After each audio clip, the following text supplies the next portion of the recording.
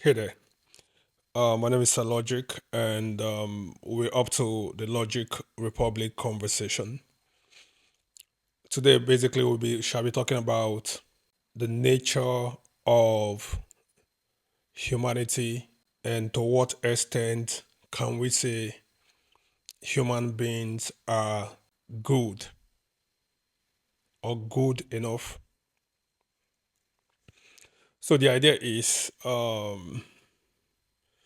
without the idea of heaven and hell, without the consequences of decisions that humans make, without the consequences that religion posits. Can we say that human beings can be good people? Can individuals decide to be good?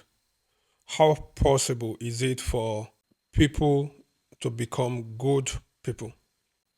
Without constraints, do we think that people can become good?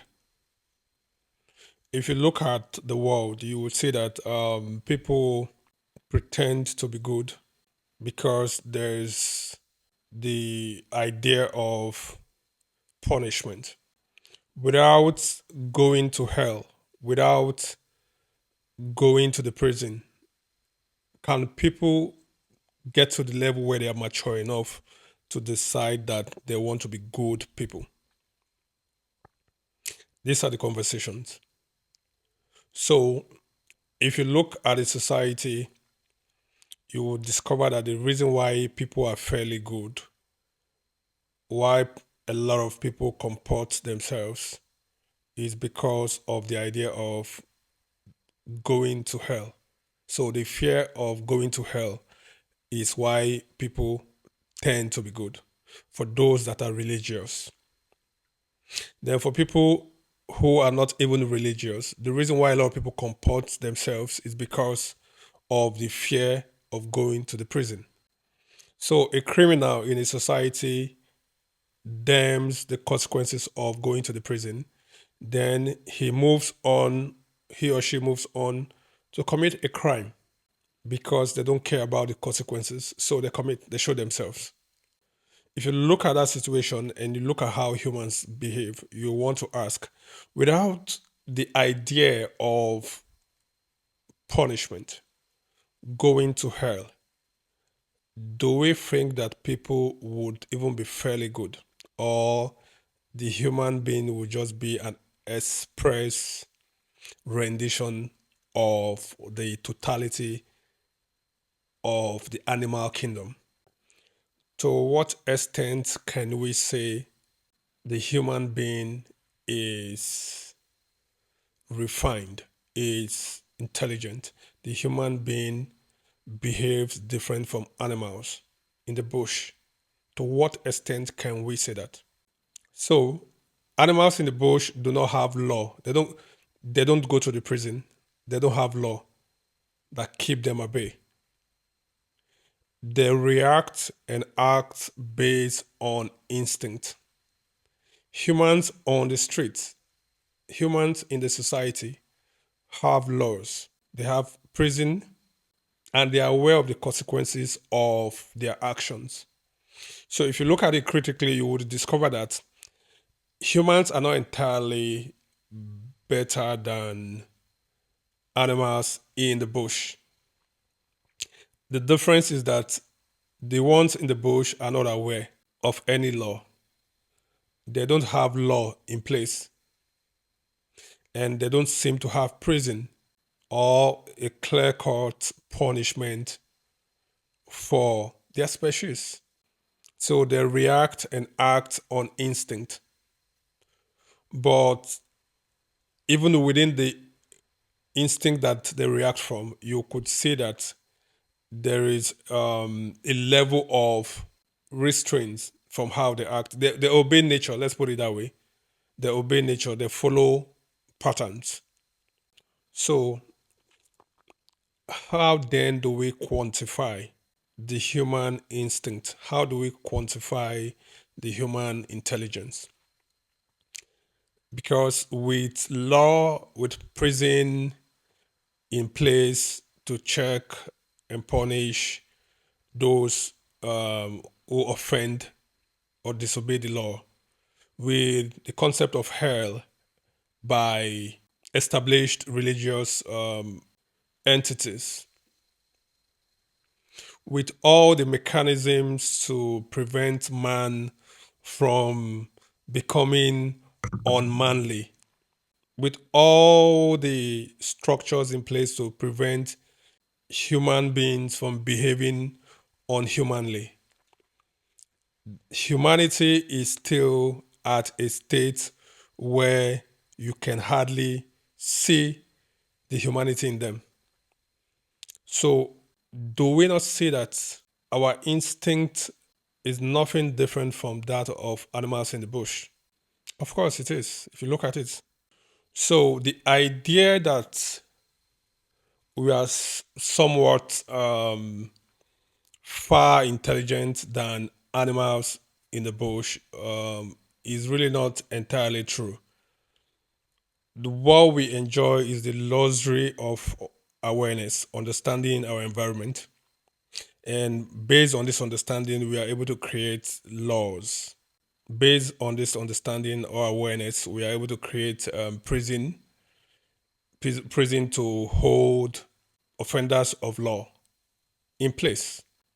We are able to put in some mechanisms to check and balance the society, the excesses of individuals that constitute the society. But it's not because we are entirely special or because we are really a good people without the law and the idea of punishment. So this conversation is targeted towards saying that if we want to claim that we are good people, or for us to become really good people, we would have to imagine that a society without the law, a society without punishment, with a society without the fear of punishment, a society without the fear of going to hell, a society without prison, without law, without consequences for offending the law. How are we going to behave? If we can rise to the occasion of maturity or rise to the occasion of humanity, if we can rise to the level whereby we can say, okay, with or without the law, we are going to be our possible best. We are going to be good people, regardless whether there's law or not, whether there's punishment or not, whether there's hell or not, whether there's heaven or hell, whether there's reward or not. When we can rise to the occasion to become our possible best, our maximum best, we can when we become the best humans that we can afford to be, when we become the best versions of ourselves, when we strive to become good people in all that we do, when the cameras are on us and when it's not, when we are before the mirror or when we are not.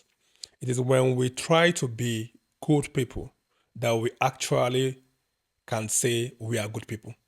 So we really cannot tell how animalistic humans can be with the presence of law, punishment, and prison in place.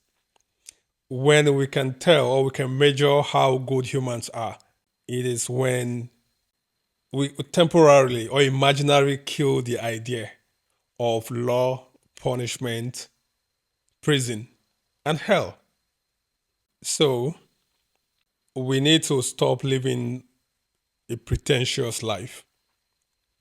It is until when we can put the law aside, when we can put all of that aside, that we can say we are making a decision. So we need to get to a society or get to a level where humans can say, regardless whether someone is watching me or not, regardless whether there's reward or not, regardless whether there's punishment or not, regardless whether there's prison or not, whether there's consequences for my actions or not, I am just going to be my best. I'm just going to do my best without looking for favor or for punishment. This is at a point where humanity would have fullest expression. Is this possible? Yes, it is quite possible. All we need to do to get to a level of this maturity is when we are able to redefine the concept of leadership from perceiving leadership as an office or what you do when you are involved with other people. When we begin to see leadership as the ability to influence your mind towards your heart, the ability to filter all the noise on the mind, enriching what is fundamental in the heart, which is love, which is purpose. It is until we see leadership as this that we can naturally grow into living as true human beings and not pretentious animals. Leadership is about self first. It's personal first before it becomes impactful. Anybody who says leadership is impactful or it has to do with people is false. That's where we're missing it. You do not have to lead people, you just have to lead yourself. An individual is a bunch of different personalities together. It's made up of different ideas. So these ideas are always having a dance of expression. For you to filter those ideas, for you to govern or lead them towards what that singular thing that is fundamental. What is fundamental? It requires leadership. It is until you can do that that you have led. And then once you're able to do that, leading other people towards what is fundamental would be easier. So the society is bad because people are hustling, striving, gravitating towards leading other people and not leading themselves. If we can redefine the concept of leadership, where an individual, everybody around the world needs to lead themselves, where the responsibilities and onus lies on individuals to lead themselves first, where people are required to lead their home front first, then leading the society will become easier. But what we have is a bunch of people who have not been able to lead themselves, who are then given the opportunity or the privilege of leading other people.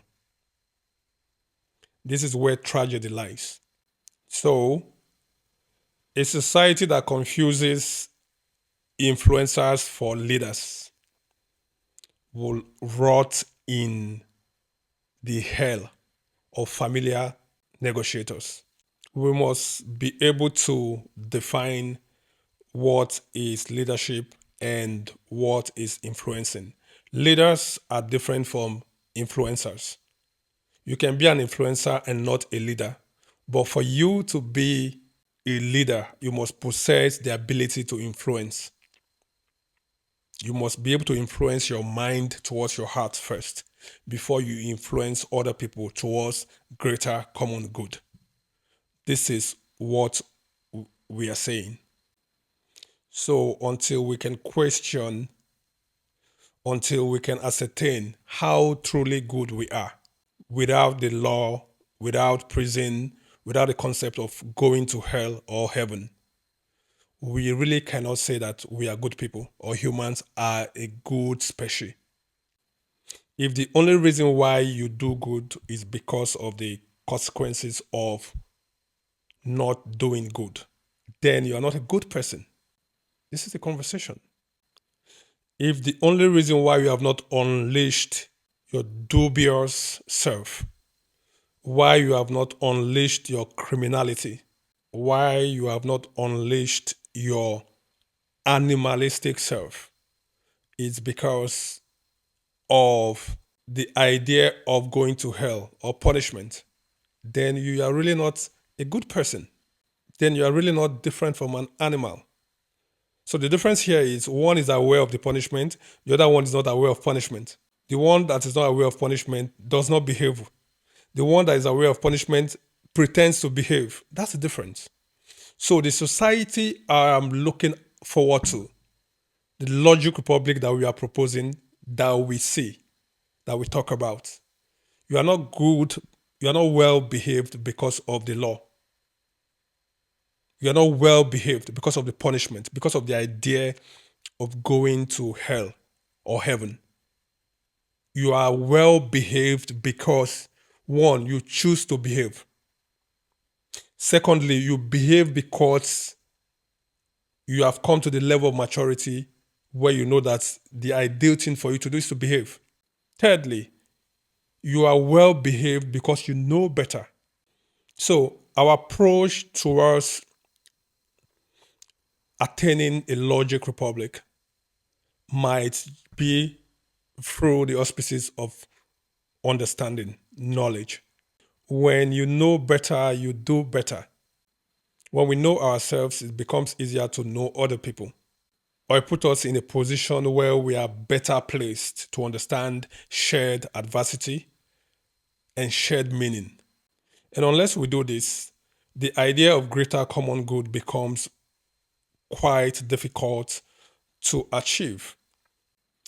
It gladdens my heart anytime I talk about humanity because there is nothing out there to talk about. If we pay attention very well, we would see that we are made of humanity and not persons. Being persons is division, separation. It is simply weakness at play. It is when we are made of humanity that we have possessed strength. We become immortal when we are made of humanity. We live forever. We become an embodiment and an institution of eternity. Continuity becomes our order when we live as humanity. To readdress or to redress the situation, all broken identity crisis that we are facing and distorted history has to be addressed. It has to be addressed because we are not actually divided. We are not separated. In nature, we are all together as one. It is wholeness spreading out and not individuality spreading out. We are first one, then we are spreading out just for transformation. And upon transformation, we are transformed back to one. So we don't have to forget that we are one. We are all divine brothers and sisters all around the world. Countries are artificial walls, they do not exist. Separation is false at the core. It's false. Before you do anything, think humanity. Before you think anything, think humanity. Before you think religion, think humanity. Before you think ethnicity, think humanity. Before tribalism, think humanity. Before chauvinism, you think humanity. Before globalism, you must think humanity. Before individuality, you must think humanity. This is how to think. And this is all there is to think. We are made of humanity and not persons. That idea shouldn't be too difficult for us to understand. The entirety of Logic Republic as a resilient infrastructure for sustainable, compassionate people development was designed in 30 years just to communicate the idea that we are simply made of humanity and not persons. This is how important humanity is. We are so fundamentally important. Without you, who possibly could I be talking to? Absolutely nobody. In other words, this conversation will be needless. This is how important you are. Why should I write if I don't have you to read my book? And why should I speak when there's no one to listen to me? You and I together makes up humanity. When we are divided or separated, we become persons. Persons means weaknesses. It means absolute nothingness. As humanity, we are immortal beings because we live through the breath of humanity and not persons. The only culture worthy to embrace should be that of transformation, change, and impact. It shouldn't be about social construct, how to trend, division, wars, fight, unending chaos. Those type of culture must be put to an end. Must be put to an end.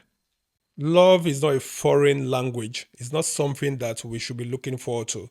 It is what we are. All we need to do is to just make ourselves available to give it and receive it.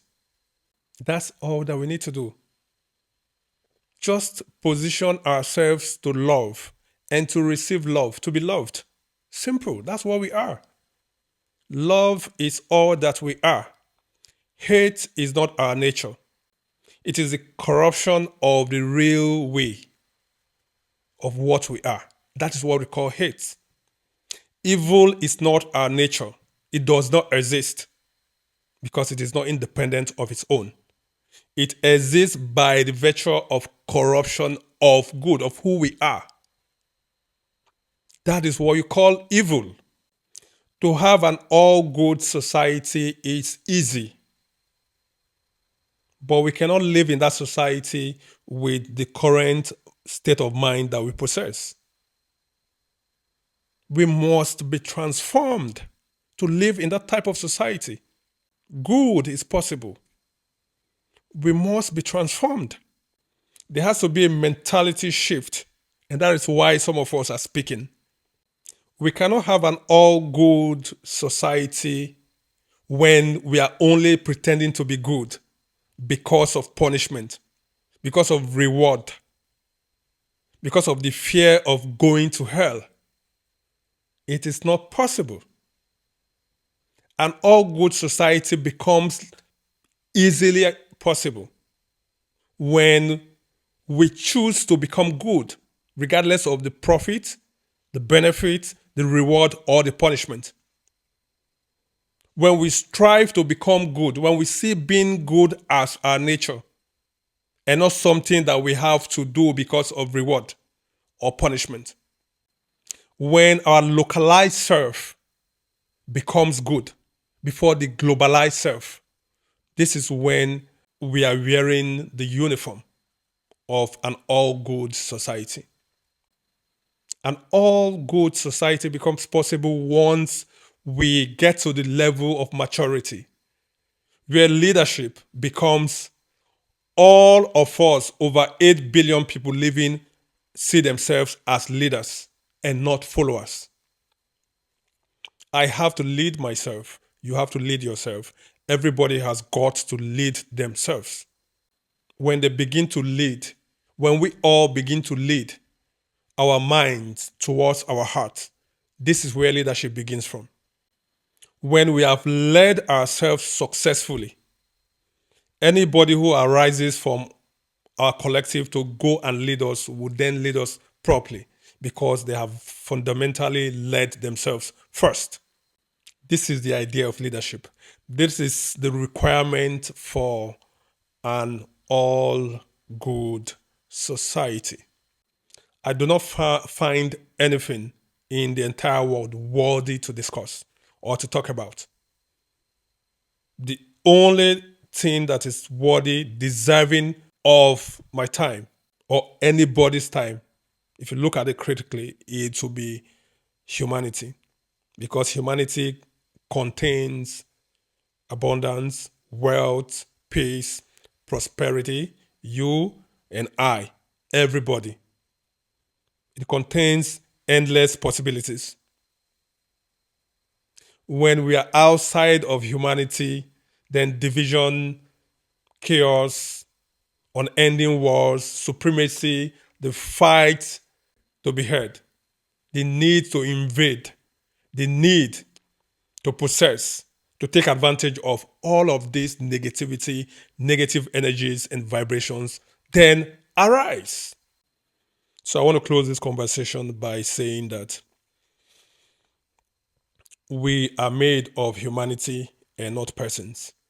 And Logic Republic, as a project, is tailored and designed to show the world the evolution of what it means to be a human being made of humanity and not persons. This is what we are doing at Logic Republic. Thank you. Thank you.